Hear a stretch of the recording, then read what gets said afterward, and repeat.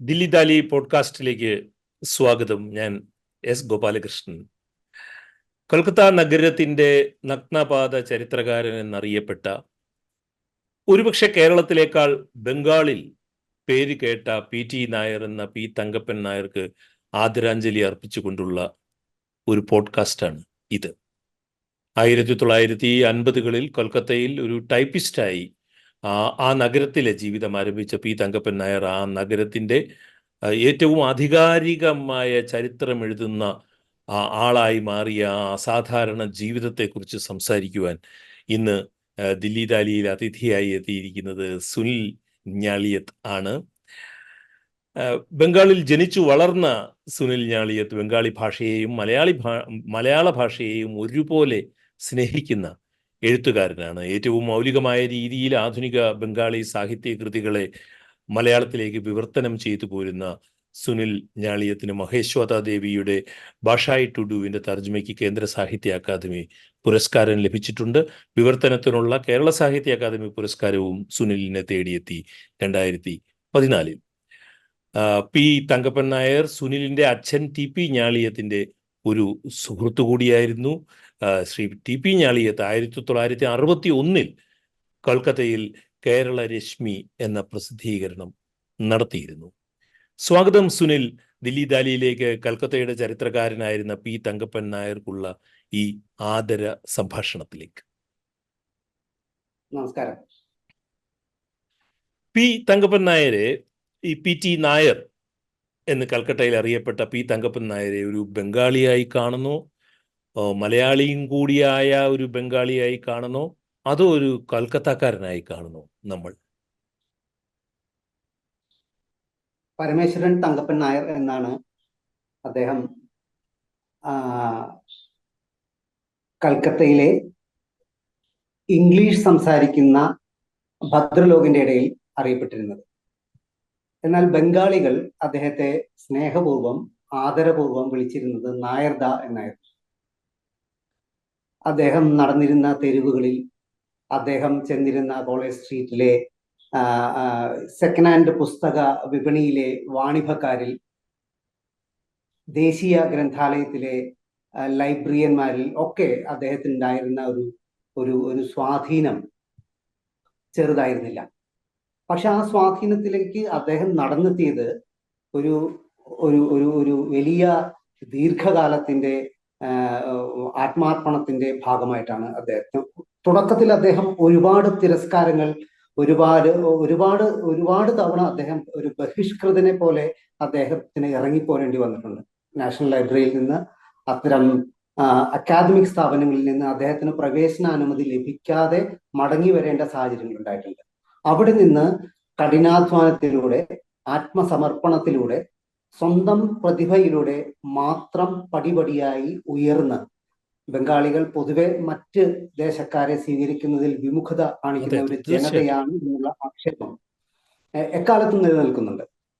ആ നിലയിൽ നിന്ന് നോക്കുമ്പോൾ അദ്ദേഹത്തിന് ശരിക്കും ഒരു രാജശില്പിയുടെ പദവിയാണ് ഒടുവിൽ നേടിയെടുക്കാനായത്. അത് ചില്ലറ കാര്യമല്ല, ചെറിയ കാര്യമല്ല. ആരെയും അതിശയിപ്പിക്കുന്ന ഒരു വലിയ ഒരു കോൺട്രിബ്യൂഷൻ നൽകിയ മനുഷ്യൻ തന്നെയായിരുന്നു ബംഗാളികളുടെ സ്വന്തം നായർദ എന്ന് പറയാതെ വയ്യ. ഈ എന്തുകൊണ്ടാണ് അദ്ദേഹത്തിനെ ഈ ബെയർഫൂട്ടഡ് ഹിസ്റ്റോറിയൻ അല്ലെങ്കിൽ നഗ്നപാതനായ ചരിത്രകാരൻ എന്ന് വിളിക്കുന്നത്? അക്കാദമിക് ചരിത്രകാരന്മാരെ കൊണ്ട് നിറഞ്ഞ കൽക്കത്തയിൽ അദ്ദേഹം എങ്ങനെയാണ് ഈ വ്യത്യസ്തനായി തീർന്നത്? അല്ലെങ്കിൽ എങ്ങനെ ഒരു ചരിത്രകാരൻ എന്ന നിലയിൽ ഈ അക്കാദമിക് ചരിത്ര സമൂഹം, കൽക്കത്തയിലെ അക്കാദമിക് ചരിത്ര സമൂഹം എങ്ങനെ ഇദ്ദേഹത്തിനെ അംഗീകരിച്ചത്? അദ്ദേഹം, ഞാൻ മനസ്സിലാക്കുന്നത് 50കളുടെ അവസാനത്തോടെ അല്ലെങ്കിൽ മധ്യത്തോടെ കൽക്കത്തയിൽ എത്തിയതാണ്. പലതരം ജോലികൾ ചെയ്തു. ഉപജീവനത്തിനായി ടൈപ്പിസ്റ്റായി താങ്കൾ പറഞ്ഞതുപോലെ ജീവിതം ആരംഭിച്ചു. അങ്ങനെ പടിപടിയായി ജീവിതത്തിന്റെ പല പടവുകൾ താണ്ടി അസമിൽ നിന്നാണോ എത്തിയത്? ഇവിടുന്ന് കേരളത്തിൽ നിന്ന് ജോലി തേടി അദ്ദേഹം ആസാമിൽ എത്തുകയും ആസാമിൽ കുറച്ചു കാലം ജോലി എടുത്ത ശേഷം പിന്നീട് സ്വാഭാവികമായും അതിന്റെ മറ്റൊരു കാര്യം പൂരിപ്പിക്കേണ്ടത് എന്താന്ന് വെച്ചാൽ, കേരളത്തിൽ നിന്ന് പലപ്പോഴും ഇവിടുന്ന് സഞ്ചരിച്ച് മറ്റ് സംസ്ഥാനങ്ങളുടെ തലസ്ഥാനങ്ങളിൽ എത്തിപ്പെട്ട മലയാളികളിൽ പലരും പിന്നീട് കൽക്കത്തയുടെ ഒരു വിളി കേട്ട് അങ്ങോട്ട് കടന്നു ചെല്ലുകയും കൽക്കത്തയെ സ്വന്തം അമ്മയെ പോലെ സ്നേഹിക്കുകയും ചെയ്ത നിരവധി മനുഷ്യരുണ്ട്. അതിൽ ഒട്ടനവധി പേരുണ്ട്. അതിൽ പ്രധാനികൾ രണ്ടുപേര് എന്ന് വേണമെങ്കിൽ ഞാൻ പറയാം. ഒന്ന് ഗോപാലൻ വിക്രമൻ നായർ എന്ന് പറഞ്ഞിട്ട് ബംഗാളികൾ ആശ്ചര്യത്തോടെ മാത്രം കാണുന്ന, അല്ലെങ്കിൽ അതീവ ആദരവോടെ സ്നേഹത്തോടെ കാണുന്ന നായർദ. അതും മറ്റൊരു നായർദയാണ്. അതുപോലെയാണ് തങ്കപ്പൻ നായർ. ഈ അതിന്റെ ഇവർ തമ്മിലുള്ള ഒരു സാമ്യം എന്താന്ന് വെച്ചിട്ടുണ്ടെങ്കിൽ, വിക്രമൻ നായരും ആസാമിലാണ് ഒരു ഘട്ടത്തിൽ ഉണ്ടായിരുന്നത്. പിന്നീട് വീണ്ടും തിരിച്ച് അദ്ദേഹം കൽക്കത്തയെ തന്നെ തന്റെ തട്ടകമാക്കി മാറ്റുകയാണ് ചെയ്തത്. എന്റെ അച്ഛൻ ഒറീസയിലെ കട്ടക്കിൽ ഒരു പഠനാവശ്യമായിട്ട് കേരളത്തിൽ നിന്ന് മാറി നിന്ന്, കേരളത്തിലെ ട്രേഡ് യൂണിയൻ രംഗത്ത് നിന്നെല്ലാം മാറി നിൽക്കാൻ വേണ്ടി കട്ടക്കിലെത്തുകയും, കട്ടക്കിൽ നിന്ന് പിന്നെ അദ്ദേഹം ഞാൻ പറഞ്ഞ പോലെ ഒരു കൽക്കത്തയുടെ വിളി കേട്ട് കൽക്കത്തയിലേക്ക് ചെല്ലുകയും അവിടെ കേരളത്തിൽ സുനിലിന്റെ നാട് എവിടെയാണ്? ഞാൻ തൃപ്പൂണിത്തുറ, തിരുവാങ്കുളമാണ് ശരിയായ സ്വദേശം. അച്ഛൻ തിരുവാങ്കുളത്താണ്. തിരുവാങ്കുളമാണ്. ടി പി ഞാളിയത്ത് എന്നുള്ളത് തിരുവാങ്കുളം പത്രോസ് ഞാളിയത്ത് എന്നുള്ളതാണ് അതിന്റെ എക്സ്പാൻഷൻ. ഓക്കെ. അപ്പോൾ ഇദ്ദേഹം പറവൂരായിരുന്നല്ലോ അല്ലെ? ഇദ്ദേഹം പറവൂരാണ്. പറവൂരിനടുത്ത് ചേന്ദമംഗലം. അത് തന്നെ. പക്ഷെ ചേന്ദമംഗലം അദ്ദേഹത്തിന്റെ ശ്രീമതി സതി ടീച്ചറുടെ വീടാണെന്നാണ് ഞാൻ മനസ്സിലാക്കുന്നത്. അദ്ദേഹത്തിന്റെ സ്വദേശം മഞ്ഞപ്രയാണ്. അല്ല, അപ്പൊ ഈ ഇദ്ദേഹത്തിന് നഗ്നപാതനായ ചരിത്രകാരൻ എന്നും ഇപ്പൊ എല്ലാ പത്രങ്ങളും അങ്ങനെയാണ് എഴുതുന്നത്. അതുകൊണ്ടാണ് ഞാൻ ചോദിക്കുന്നത്. അതിന് നമ്മൾ കടപ്പെട്ടിരിക്കുന്ന ഒരു പത്രക്കാരനോട് തന്നെ ആയിരിക്കണം. കാരണം ഇദ്ദേഹം 70കളിൽ തുടങ്ങി എഴുത്തിന്റെ വഴിയിൽ സഞ്ചരിക്കാൻ തുടങ്ങിയതാണ്. 70കളുടെ അവസാനത്തോടു കൂടിയിട്ടാണ് അദ്ദേഹത്തിന്റെ ആദ്യ പുസ്തകം വരുന്നത്. അതിനുശേഷം പടിപടിയായി ഓരോ പുസ്തകങ്ങളും, പുസ്തകരചനയും, പിന്നെ അവിടെയുള്ള കൽക്കത്തയിലെ ബംഗാളി, ഇംഗ്ലീഷ് ആനുകാലിക പ്രസിദ്ധീകരണങ്ങളിലെല്ലാം അദ്ദേഹം തുടർച്ചയായിട്ട് എഴുതിക്കൊണ്ടിരുന്നു. ചരിത്രത്തിന്റെ വിവിധ വശങ്ങളെ കുറിച്ചിട്ട് അദ്ദേഹം ആധികാരികമായിട്ട് എഴുതിക്കൊണ്ടിരുന്നു. 90കളുടെ 80കളുടെ അവസാനം അന്ന് ടെലിഗ്രാഫ്, അന്ന് നമ്മുടെ MG അക്ബറിന്റെ പത്രാധിപത്യത്തിൽ ഉണ്ടായിരുന്ന ടെലിഗ്രാഫ് ദിനപത്രത്തിന്റെ സൺഡേ സപ്ലിമെന്റ് ഒരു ചെറിയ കൈപ്പുസ്തകം പോലെയാണ് ഇറങ്ങിയിരുന്നത്. ഒരു മാഗസിൻ രീതിയിലാണ് ഇറങ്ങിയിരുന്നത്. അതിൽ ആദ്യമായിട്ട് തങ്കപ്പൻ നായരെ കുറിച്ചൊരു കവർ സ്റ്റോറി വരികയാണ്. സൺഡേ കവർ സ്റ്റോറി വരികയാണ്.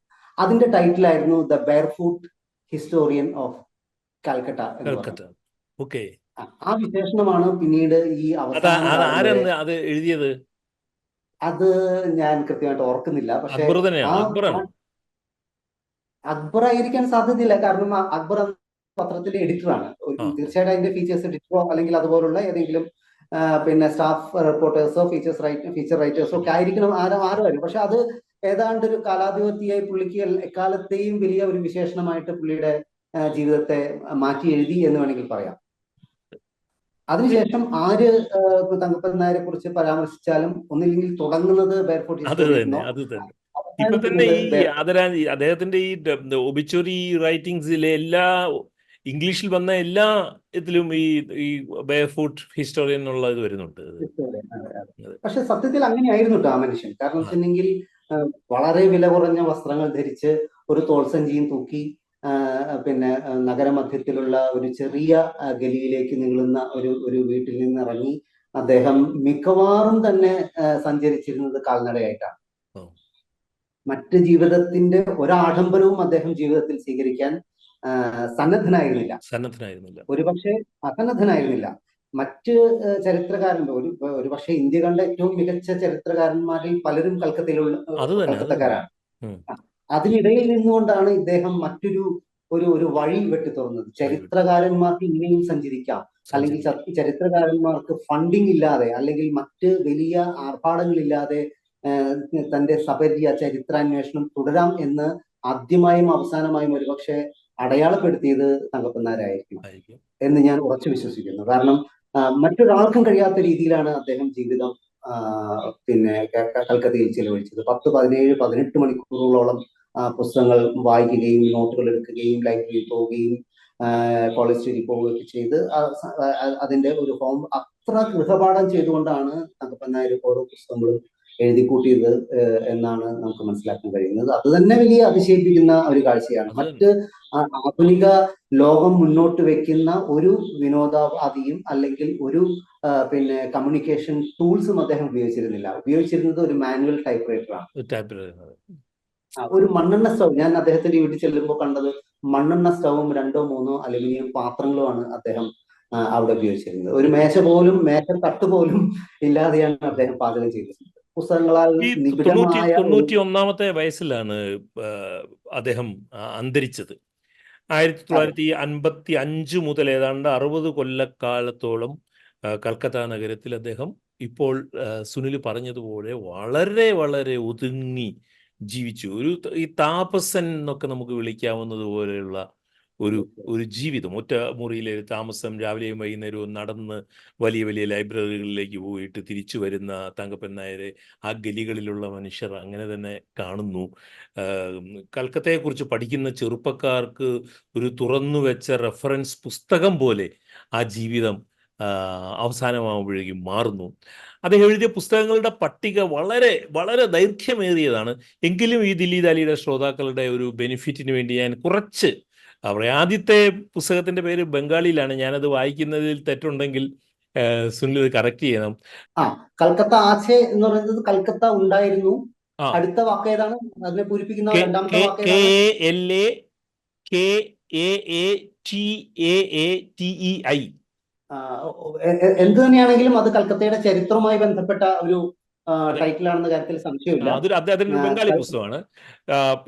പിന്നെ origin of Calcutta police, then BS Keshavan, first national librarian of India, south Indians in Calcutta, history of Kannadigas, Konkanis, Malayalis, Tamilians, Telugus, south Indian dishes and Tipu Sultan's heirs in Calcutta, John Alexander Chapman, selections from the work of a lover of India, Calcutta Tercentenary Bibliography in 2 volumes, British Beginnings in Calcutta, James Prinsep Life and Work ആ പുസ്തകം, then Calcutta Baby, a collection of rare poems, Calcutta Municipal Corporation at a glance, a history of Calcutta streets, a history of the Calcutta press, the beginnings, Calcutta in the 17th century, Calcutta origin of the name, Calcutta in the 18th century, British social life in ancient Calcutta 1750 to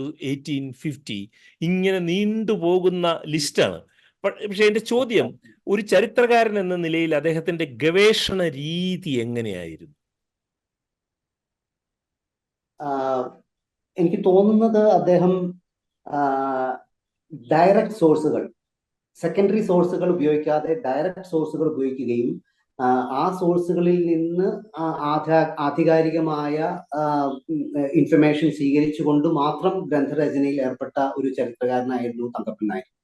കാരണം ഇപ്പൊ അദ്ദേഹത്തിന്റെ ഏറ്റവും അവസാനത്തെ പുസ്തകത്തിന്റെ ഏതാനും താളുകളിലൂടെ കടന്നുപോയപ്പോൾ എനിക്ക് തോന്നി നമ്മൾ അതിശയിപ്പിക്കും. കാരണം വെച്ചിട്ടുണ്ടെങ്കിൽ അതിൽ അദ്ദേഹം എഴുതിയിരിക്കുന്നത് ഗാന്ധിജി ഇൻ കൊൽക്കത്ത എന്ന് പറഞ്ഞിട്ടാണ് അദ്ദേഹത്തിന്റെ അവസാനത്തെ പുസ്തകം. അവസാനം എഴുതിയ പുസ്തകം അതാണ്, ഗാന്ധിജി ഇൻ കൊൽക്കത്ത.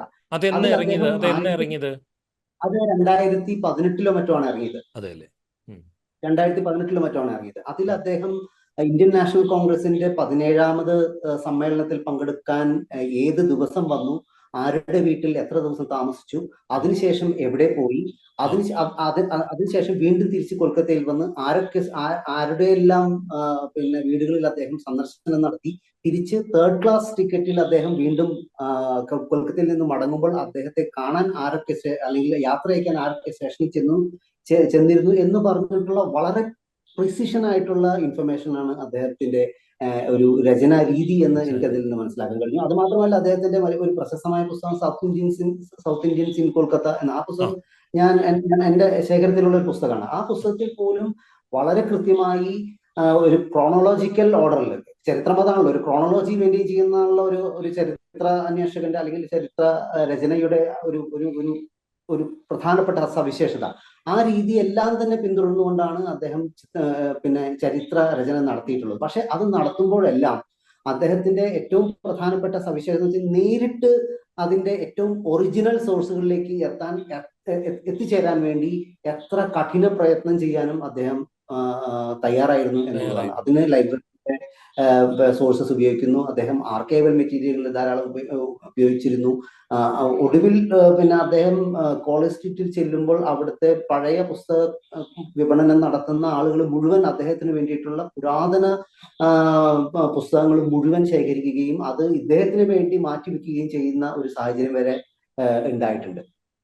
ഒരിക്കൽ അദ്ദേഹം കോളേജ് സ്ട്രീറ്റ് ചെല്ലുമ്പോൾ ഒരു കച്ചവടക്കാരൻ, ഒരു സെയിൽസ്മാൻ ഒരു വലിയ തടിയൻ പുസ്തകത്തിന്റെ പുറത്തിരിക്കുകയാണ്, അതിനെ കസേരയാക്കിയിട്ടിരിക്കുകയാണ്. അപ്പോ പെട്ടെന്ന് തങ്കപ്പൻ നായർ അത് കാണുകയും അത് ഒരു പക്ഷേ ഏറ്റവും വിലമതിക്കാനാവാത്ത മൂല്യമുള്ള ഒരു പുസ്തകമാണെന്ന് കണ്ടെത്തുകയും അത് അപ്പൊ തന്നെ ഈ പുസ്തക കച്ചവടക്കാരിൽ നിന്ന് പുള്ളി വാങ്ങിക്കൊണ്ടുപോവുകയും ചെയ്തിട്ടുണ്ട്. അങ്ങനെ ഏതാണ്ട് 5000-ഓളം പുസ്തകങ്ങൾ അതായത് ഒരു അരനൂറ്റാണ്ട് കാലത്തിനിടയിൽ അദ്ദേഹം കണ്ടെത്തിയ 5000 പുസ്തകങ്ങൾ എന്ന് വെച്ചിട്ടുണ്ടെങ്കിൽ ഓരോ പുസ്തകവും ഒരു ചരിത്രവുമായി ബന്ധപ്പെട്ട നിധി എന്ന് വേണമെങ്കിൽ നമുക്ക് വിശേഷിപ്പിക്കാം. അത്ര ജെന്യുവിൻ ആയിട്ടുള്ള, അത്രയും ഓഥന്റിക് ആയിട്ടുള്ള ഒരു അപ്രോച്ചാണ് അദ്ദേഹം ഈ ഒരു റൈറ്റർ എന്ന നിലയ്ക്കും ഒരു ഹിസ്റ്റോറിയൻ എന്ന നിലയ്ക്കും അവലംബിച്ചിട്ടുള്ളത്. അതിന് സമാനതകൾ നമുക്ക് കണ്ടെത്താൻ വളരെ പ്രയാസം. അപ്പൊ ഈ അദ്ദേഹത്തിന്റെ ഈ ഗാന്ധിജി ഇൻ കൊൽക്കത്ത എന്ന് പറയുന്ന പുസ്തകത്തിനെ കുറിച്ച് എനിക്ക് അറിയില്ലായിരുന്നു കേട്ടോ. അപ്പോൾ അദ്ദേഹത്തിന് ഈ എഴുതിയ പുസ്തകങ്ങളുടെ ലിസ്റ്റ്, അവൈലബിൾ ആയിട്ടുള്ള ലിസ്റ്റുകൾ വെച്ച് നോക്കി കഴിഞ്ഞപ്പോൾ എനിക്ക് മനസ്സിലുണ്ടായ ഒരു സംശയമാണ്. ആ സംശയത്തിനെ ഒരളവ് വരെ ദൂരീകരിച്ച് കഴിഞ്ഞു ഈ പുസ്തകത്തിന്റെ പേര് പറഞ്ഞത് വഴി, ഗാന്ധിജി ഇൻ കൽക്കത്ത. ഈ ആധുനിക ബംഗാളും സ്വാതന്ത്ര്യ സമരകാലത്തെ കൽക്കത്ത നഗരവും ഇന്ത്യൻ ഇടതുപക്ഷവും കൽക്കത്ത നഗരവും തമ്മിലുള്ള ബന്ധവും ഇതൊന്നും അദ്ദേഹത്തിന് ഗവേഷണ വിഷയമായിരുന്നില്ലേ എന്നുള്ള ഒരു ചോദ്യം എൻ്റെ കയ്യിൽ ഉണ്ടായിരുന്നു. അത് അദ്ദേഹം ഒരു പക്ഷെ കൂടുതൽ ശ്രദ്ധിച്ചിട്ടുള്ളത് കൊളോണിയൽ ഹിസ്റ്ററിയിലാണ്. അതെ അതെ, കൊളോണിയൽ ഹിസ്റ്ററിയിലാണ്. ഇപ്പൊ ഹിക്കീസ് ഗസറ്റിനെ കുറിച്ച് അദ്ദേഹം എഴുതുന്നു, അല്ലെങ്കിൽ ബ്രിട്ടീഷ് സോഷ്യൽ ലൈഫിനെ കുറിച്ച് എഴുതുന്നു.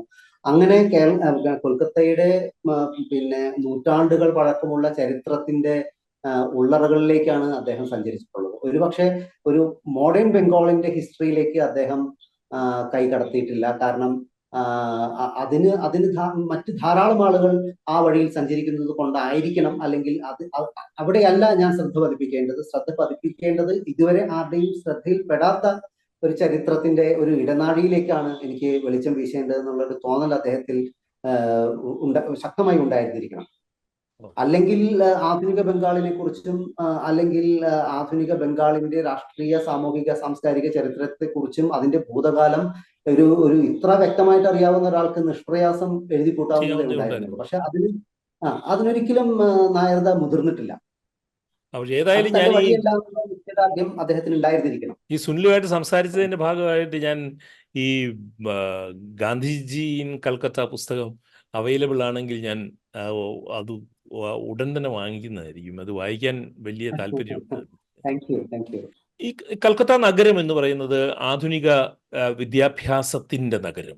ഇന്ത്യയിൽ തന്നെ ഈ ആധുനിക മോഡേണിറ്റിയുടെ വരവും അതിൻ്റേതായിട്ടുള്ള മൂല്യങ്ങളുമെല്ലാം വിദ്യാഭ്യാസ രംഗത്തും ഗവേഷണ രംഗത്തും എല്ലാം അതിൻ്റെ ദശാവതാരം നമ്മൾ കണ്ട നഗരമാണ് ഈ ആധുനികതയുടെ ഈ കൽക്കത്ത എന്ന് പറയുന്നത്.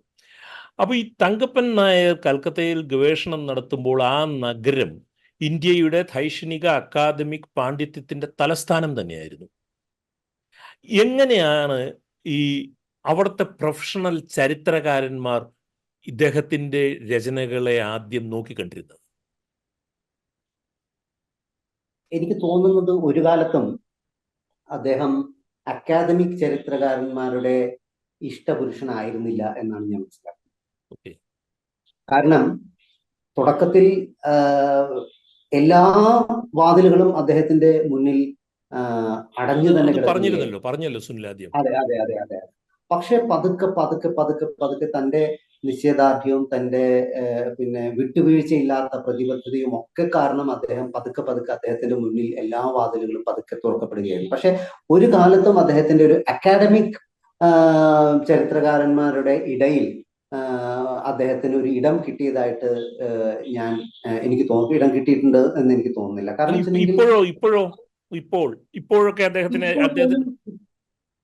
ഇപ്പോൾ പോലും അദ്ദേഹം ഹിസ്റ്റോറിയൻ ഓഫ് കൽക്കത്ത എന്ന് പറയുമ്പോഴത്തേന് അത് ഒരു കൊളോണിയൽ ഹിസ്റ്ററിയുടെ ഭാഗമായിട്ടാണ് പുള്ളിയെ പിന്നെ കമ്പാർട്ട്മെന്റലൈസ് ചെയ്ത് നിർത്തിയിരിക്കുന്നത്. കാരണം അദ്ദേഹത്തിന്റെ കോൺട്രിബ്യൂഷനും ആ ഏരിയയിലാണ്, അതിലാണ് അദ്ദേഹത്തിന്റെ സ്പെഷ്യലൈസേഷൻ. നായർദായുടെ സ്പെഷ്യലൈസ് ചെയ്തിരിക്കുന്നത് ആ മേഖലയിലായതുകൊണ്ട് ആ രീതിയിൽ കാണുന്നു എന്നല്ലാതെ അദ്ദേഹത്തെ ഒരു രീതിയിലും ഒരു അക്കാഡമിക് ലെവലിൽ ഒരു ചരിത്രവുമായി ബന്ധപ്പെട്ട ഒരു ഉച്ചകോടിയിലോ അല്ലെങ്കിൽ അതുമായി ബന്ധപ്പെട്ട ഒരു നാഷണൽ കോൺഫറൻസിലോ അങ്ങനെയൊന്നും അദ്ദേഹം ക്ഷണിതാവ് ഒരിക്കലും പങ്കെടുത്തിട്ടുണ്ടെന്ന് എനിക്ക് തോന്നുന്നില്ല. മാത്രമല്ല അങ്ങനെ അത്തരം ചില ഒരു വൈറ്റ് കോളർ പിന്നെ സംവിധാനത്തിന്റെ ഭാഗമായിട്ട് നിൽക്കാൻ അദ്ദേഹം ഒരിക്കലും തയ്യാറുമായിരുന്നില്ല. ഈ ഇത്രയും പക്ഷേ എന്തെങ്കിലും തരത്തിൽ ഇന്ത്യയിലെ പ്രൊഫഷണൽ ചരിത്ര രചനയെ കൽക്കത്തയുടെ ചരിത്ര രചനയെ അദ്ദേഹം സഹായിച്ചിട്ടുണ്ടാവുമല്ലോ. തീർച്ചയായിട്ടും ഈ വരുന്ന പുതിയ കാലത്തെ അല്ലെങ്കിൽ ഒരു പുതിയ പിന്നെ നമ്മുടെ ഈ പുതിയ സഹസ്രാബ്ദത്തിന്റെ ഇങ്ങോട്ട് നോക്കിയാൽ ഒരു പക്ഷേ കൽക്കത്തയുടെ, ബംഗാളിന്റെ അല്ലെങ്കിൽ ഒരു പക്ഷേ ഇന്ത്യയുടെ തന്നെ ചരിത്രം പഠിക്കുന്ന പല യുവ ചരിത്രകാരന്മാരും ഇദ്ദേഹത്തിന്റെ രചനകളിലൂടെ കടന്നു പോയിരിക്കും എന്ന കാര്യത്തിൽ തർക്കമില്ല. കാരണം വെച്ചിട്ടുണ്ടെങ്കിൽ കൽക്കത്തയുടെ ചരിത്രം പറയുമ്പോൾ അത് ഇന്ത്യയുടെ കൊളോണിയൽ ചരിത്രം കൂടിയാണെന്ന് നാം മനസ്സിലാക്കണം. ഇന്ത്യയുടെ കോളനിവൽക്കരണം ആരംഭിക്കുന്ന ഈസ്റ്റ് ഇന്ത്യ കമ്പനിയുടെ ഒരു ആസ്ഥാനം എന്ന നിലയ്ക്ക് പിന്നെ അവിടെ നിന്നാണല്ലോ ഇവര് ഈ കോളനിവൽക്കരണത്തിന്റെ പിന്നെ തുടക്കം കുറിക്കുന്നത്. അപ്പൊ അതിലൂടെ എല്ലാം കടന്നു പോകുന്ന ആർക്കും ഒരു ചരിത്രകാരൻ എന്ന നിലയ്ക്ക് നായർദായെ മാറ്റി നിർത്താൻ പറ്റില്ല എന്നാണ് എൻ്റെ പിന്നെ ഉറച്ച വിശ്വാസം. ഒരുപക്ഷെ അംഗീകരിക്കപ്പെടാൻ അദ്ദേഹത്തിന്റെ ജീവിതകാലത്തിലുടനീളം അദ്ദേഹം അർഹിക്കുന്ന അംഗീകാരത്തിലേക്ക് ഒരിക്കലും എത്തിപ്പെട്ടില്ല. അദ്ദേഹം ആഗ്രഹിച്ചിരുന്നില്ല എന്ന് തോന്നുന്നു. അദ്ദേഹത്തിന്റെ ജീവിത രീതി ആഗ്രഹിച്ചിരുന്നില്ല. ഒരിക്കലും അദ്ദേഹം എസ്റ്റാബ്ലിഷ്മെന്റിന്റെ ഭാഗമായില്ല എന്നുള്ളതാണ്. കോടികൾ വിലമതിക്കുന്ന പുസ്തകം, വിലമതിക്കാനാവാത്ത പുസ്തക ശേഖരം ഉണ്ടായിരുന്നു. അതിന് കണ്ണഞ്ചിപ്പിക്കുന്ന ആരും പിന്നെ കാലുവഴുതി വീണു പോകാവുന്ന അത്ര ലുക്രേറ്റീവ് ആയിട്ടുള്ള പിന്നെ ഓഫറുകൾ അദ്ദേഹത്തിന് ലഭിച്ചിട്ടുണ്ട്. അതെ യുഎസിൽ നിന്ന് വന്ന ഓഫർ. അതെ അത് വെറും ഒരു തീപ്പെട്ടി കളയുന്ന പോലെ വേണ്ടെന്ന് വെക്കിയത്. അത് ചെറിയ ചങ്കൂറ്റല്ല. അത് തന്നെ. ഇനി വ്യക്തിപരമായ ഒരു ചോദ്യമാണ് എനിക്ക് ചോദിക്കാനുള്ളത്. എനിക്കറിയാം താങ്കളുടെ അച്ഛൻ്റെ സുഹൃത്തു കൂടിയായിരുന്നു പി തങ്കപ്പൻ നായർ എന്ന്. ചുരുങ്ങിയ വാക്കുകളിൽ താങ്കളുടെ അച്ഛൻ പറഞ്ഞ് അറിഞ്ഞ തങ്കപ്പൻ നായർ, താങ്കൾ നേരിട്ട് അടുത്തറിഞ്ഞ പി തങ്കപ്പൻ നായർ ചുരുങ്ങിയ വാക്കുകളിലൊന്ന് പറയൂ. തങ്കപ്പൻ നായരും അച്ഛനും ഒക്കെ ഏതാണ്ട് ഒരേ കാലഘട്ടത്തിൽ കൽക്കത്തയിൽ എത്തിപ്പെട്ട ആളുകളാണ്. എനിക്ക് തോന്നുന്നത് അക്കാലത്ത് ഒരുപക്ഷെ ഏറ്റവും കൂടുതൽ ചെറുപ്പക്കാരെ ആകർഷിച്ച ഒരു മഹാനഗരം കൽക്കത്തയായിരുന്നിരിക്കണം. കാരണം അവിടുത്തെ വിപ്ലവ പ്രസ്ഥാനങ്ങൾ, അവിടുത്തെ ഇടതുപക്ഷ പിന്നെ പ്രസ്ഥാനങ്ങളുടെ വളർച്ച, വേരോട്ടം, ഇതെല്ലാം പ്രത്യേകിച്ചും കേരളത്തിലെ യുവാക്കളുടെ ഇടയിൽ വലിയ ഹരമായി മാറിയ ഒരു കാലമായി. അങ്ങനെ തൊഴിൽ തേടിയും അല്ലാതുള്ള അന്വേഷണങ്ങളുടെ ഭാഗമായിട്ടും എത്തിപ്പെട്ട ധാരാളം മനുഷ്യർ കൽക്കത്തയിൽ ഉണ്ടായിരുന്നു. അങ്ങനെ എത്തിപ്പെട്ട മനുഷ്യരുടെ കൂട്ടത്തിലായിരിക്കണം ഇവരും ഈ മഹാനഗരത്തിൽ എത്തിപ്പെട്ടത്. തുടക്കത്തിൽ തങ്കപ്പൻ നായർ ജോലി തേടി ആഫ്രിക്കയെങ്കിലും അധികം വൈകാതെ കൽക്കത്തയിൽ പിന്നെ എത്തിച്ചേരുകയും കൽക്കത്തയെ തന്റെ തട്ടകമാക്കുകയും ചെയ്തു. അച്ഛനും അതേ രീതിയിലാണ്. കേരളത്തിൽ നിന്ന് ഇവിടുത്തെ രാഷ്ട്രീയ സാംസ്കാരിക പ്രവർത്തനങ്ങളെല്ലാം ഉപേക്ഷിച്ച് ഒരു സുപ്രഭാതത്തിൽ കട്ടക്കിലേക്ക് പോവുകയും അവിടുന്ന് അധികം താമസിയാതെ കൽക്കത്തയിൽ എത്തിച്ചേരുകയും 4.5 പതിറ്റാണ്ട് കാലം കൽക്കത്തയെ തന്റെ പ്രവർത്തന മണ്ഡലമായി സ്വീകരിക്കുകയും ചെയ്ത വ്യക്തിയാണ്. ഇവർ തമ്മിൽ മാത്രമല്ല ഇവർ തമ്മിൽ എന്നല്ല, അന്ന് കൽക്കത്തയിൽ ഉണ്ടായിരുന്ന മലയാളികളുടെ മുഴുവൻ ഒരു സാംസ്കാരിക ഇടം അല്ലെങ്കിൽ ഒരു സംഗമസ്ഥാനം എന്ന് പറയുന്നത് അച്ഛൻ നടത്തിയിരുന്ന രശ്മി പ്രസാദ്. അതിന്റെ 60കളിൽ തുടങ്ങി 80കളുടെ മധ്യത്തിൽ വരെ, കൃത്യമായി പറഞ്ഞാൽ 1986 വരെ ഈ ഓഫ്സെറ്റ് പ്രസിന്റെയൊക്കെ പിന്നെ അധിനിവേശത്തിന് മുൻപ് ലെറ്റർ പ്രസ് ഉണ്ടായിരുന്ന കാലത്ത് മലയാളികളുടെ മുഴുവൻ അച്ചടി പ്രവർത്തനങ്ങൾക്കും അവിടുത്തെ മലയാളികൾ ആശ്രയിച്ചിരുന്ന സ്ഥലം അച്ഛൻ്റെ പ്രസായിരുന്നു. അങ്ങനെ ഇവർ തമ്മിൽ ആ കാലത്ത് തുടങ്ങിയ സൗഹൃദം അവസാന കാലം വരെ നിന്നിരുന്നു. കാരണം 90കളുടെ മധ്യത്തിൽ ഞാനും എൻ്റെ ഒരു സുഹൃത്ത് അജയനും കൂടിയിട്ട് തങ്കപ്പൻ നായരെ കുറിച്ചിട്ടൊരു ചെറിയ ഡോക്യുമെന്ററി ചെയ്തിരുന്നു. ആ ഡോക്യുമെന്ററിയുടെ ആവശ്യങ്ങൾക്ക് തങ്കപ്പൻ നായരെ സമീപിച്ചപ്പോൾ അദ്ദേഹം സസന്തോഷം, പൊതുവെ വിമുഖനായ അത്തരം പ്രവർത്തനങ്ങളിൽ നിന്നെല്ലാം ആളുകളെ അകറ്റി നിർത്തുന്ന തങ്കപ്പൻ നായർ സസന്തോഷം അത് അനുവദിച്ചു തരികയാണ് ചെയ്തത്. ഞങ്ങളുടെ ഒപ്പം പരിമിതമായ സൗകര്യങ്ങളിലെല്ലാം പൂർണ്ണമായും സഹകരിച്ച് ഔട്ട്ഡോർ ഷൂട്ടിങ്ങിനും ഇൻഡോർ ഷൂട്ടിങ്ങിനൊക്കെ അദ്ദേഹം ഏറെ സമയം ചെലവഴിച്ചു. അന്ന് അതിനൊരു കാരണം ഒരുപക്ഷെ അച്ഛനുമായിട്ടുള്ള സൗഹൃദമായിരിക്കും. കാരണം എന്നോട് ചോദിച്ചത് തന്നെ, എടോ താൻ ഞാളിയത്തിന്റെ മകനല്ലേ എന്നാണ് ചോദിച്ചത്. പിന്നീട് തുടർച്ചയായിട്ടുള്ള കൽക്കത്തയിൽ ഉണ്ടായിരുന്ന കാലം അത്രയും തങ്കപ്പൻ നായരുമായിട്ട് ഒരു വലിയ സൗഹൃദം നിലനിർത്താൻ എനിക്ക് കഴിഞ്ഞിരുന്നു. അദ്ദേഹത്തിന് അവസാനം പോയി കണ്ടിരുന്ന എപ്പോഴാണ് കാണാൻ പറ്റിയത്?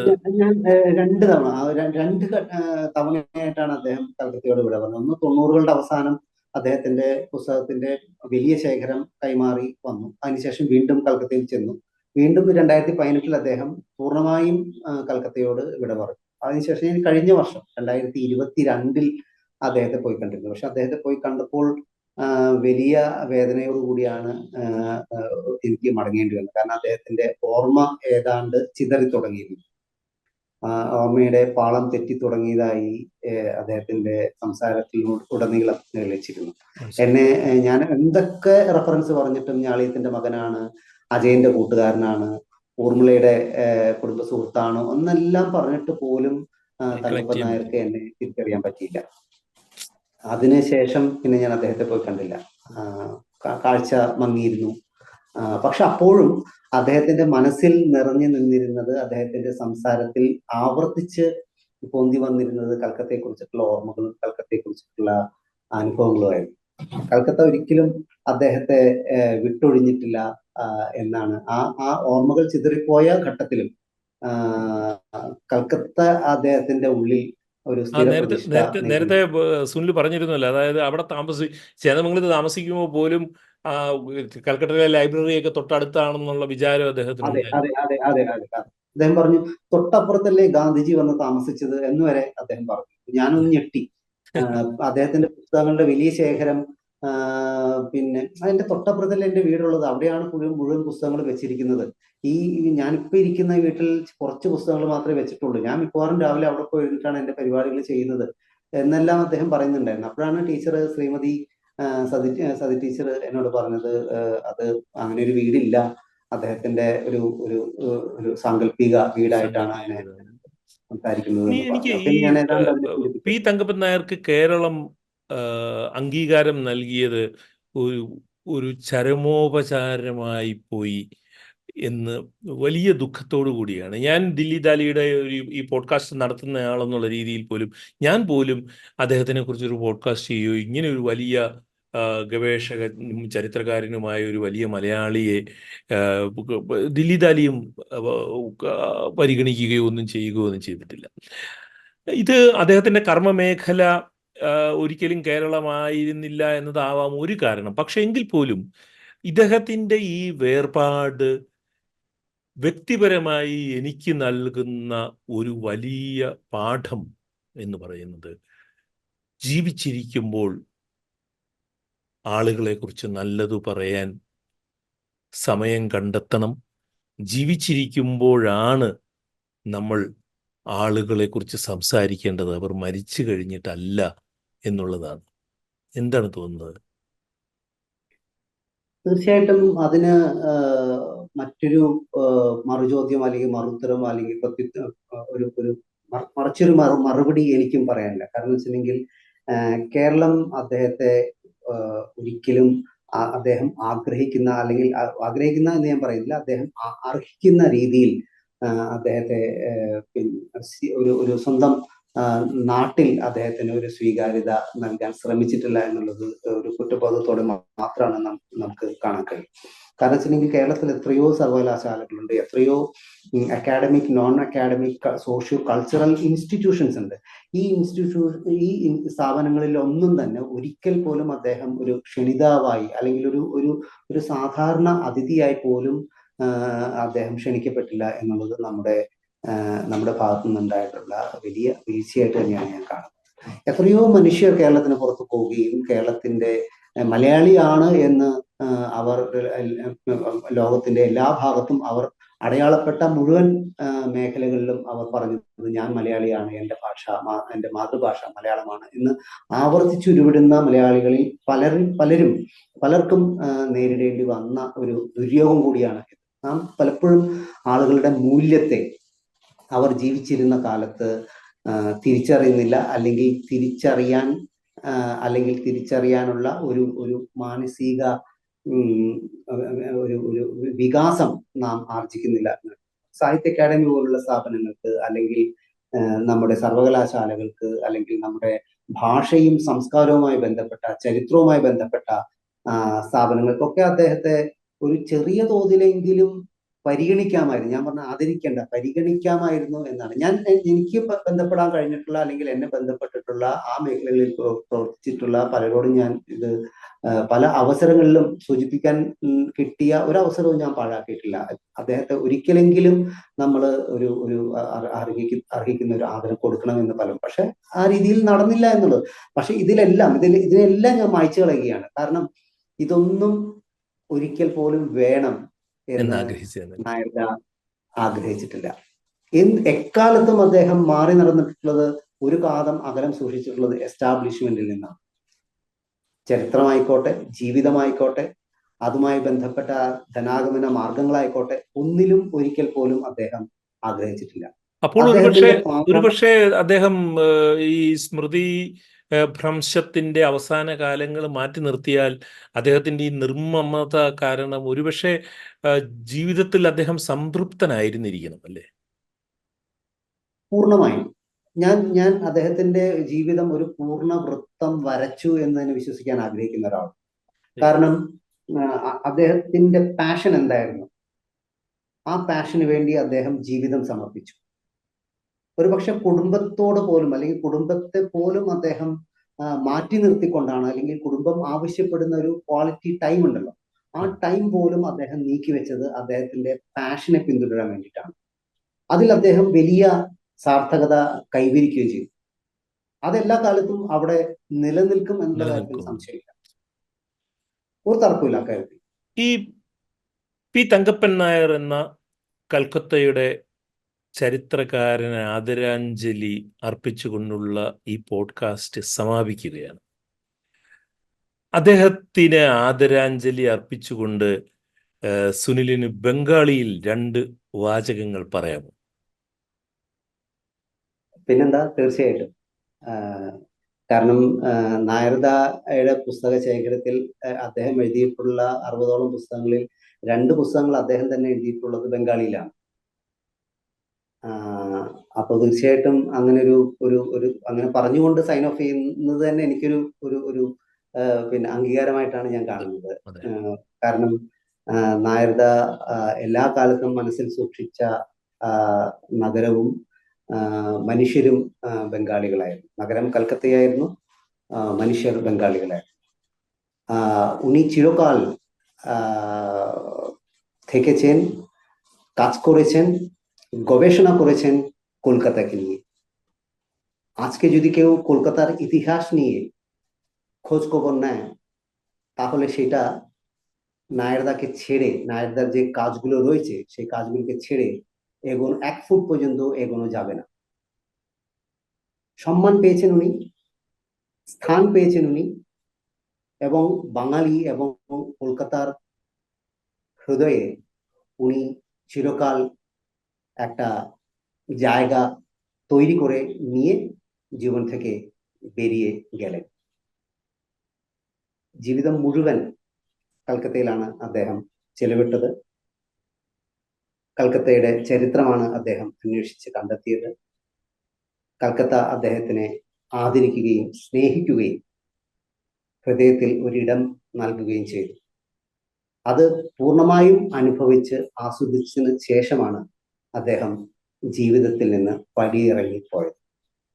ഇതാണ് ബംഗാളിയും അതിൻ്റെ മലയാള ഭാഷാന്തരവും.